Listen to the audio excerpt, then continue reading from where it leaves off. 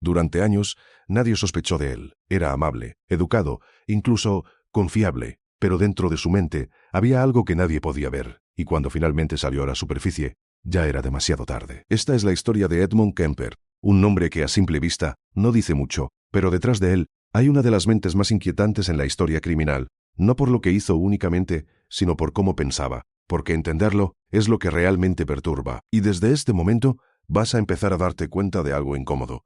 Algunas personas no parecen peligrosas hasta que lo son. Edmund Kemper nació en un entorno complicado. No era el típico niño feliz. Desde pequeño había tensión, conflictos, una relación difícil con su madre, fría, dominante, y según quienes lo conocieron, emocionalmente distante.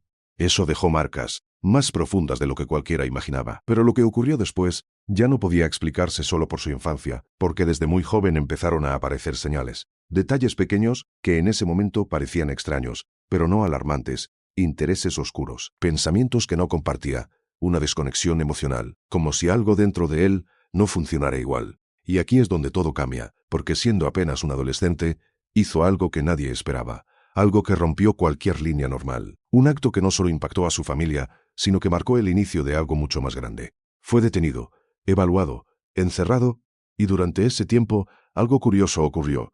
No era agresivo todo el tiempo, podía comportarse de forma tranquila, incluso inteligente, aprendía rápido, observaba, analizaba a las personas, y eso hizo que muchos pensaran que podía cambiar, que podía rehabilitarse. Pero nadie estaba preparado para esto, porque lo que realmente estaba ocurriendo era mucho más silencioso.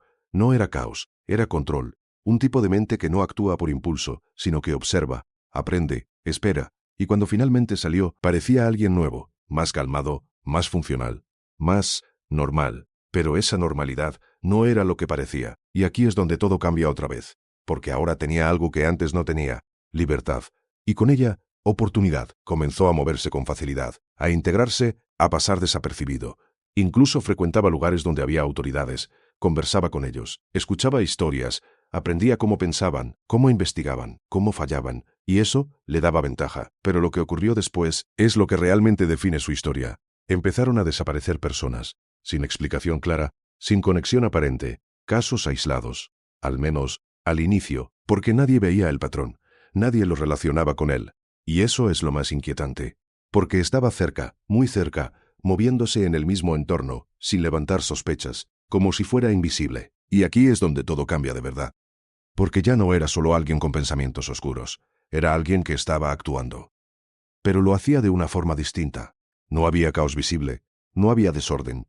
Había control, planificación, paciencia, como si cada paso estuviera calculado, y eso lo hacía más difícil de detectar, más difícil de entender, pero también más peligroso, y nadie estaba preparado para eso, porque cuando finalmente comenzaron a notar algo, ya había pasado demasiado tiempo, y demasiadas cosas. Pero hay algo que hace este caso diferente, algo que lo separa de muchos otros, y es su mente, porque Edmund Kemper no ocultaba todo.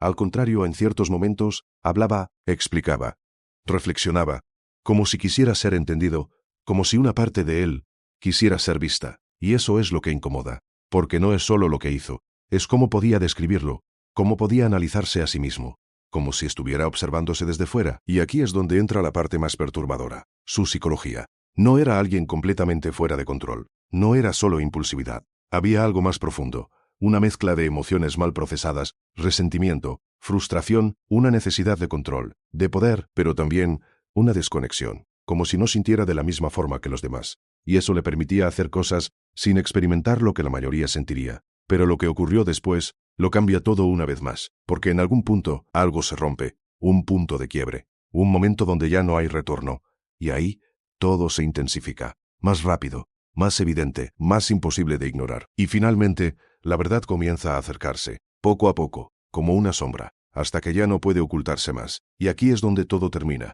pero también donde todo se revela, porque cuando finalmente es detenido, no reacciona como esperarías. No hay negación extrema, no hay caos, hay aceptación, incluso cooperación.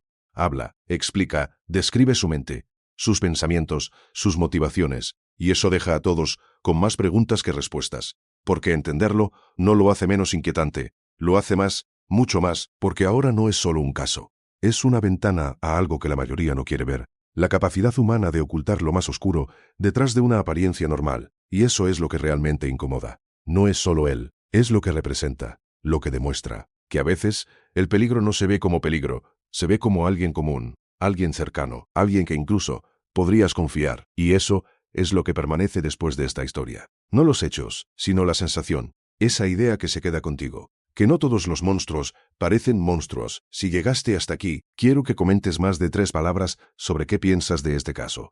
Y si te interesa entender lo que hay detrás de estas mentes, suscríbete, porque algunas historias no solo se escuchan, se quedan contigo.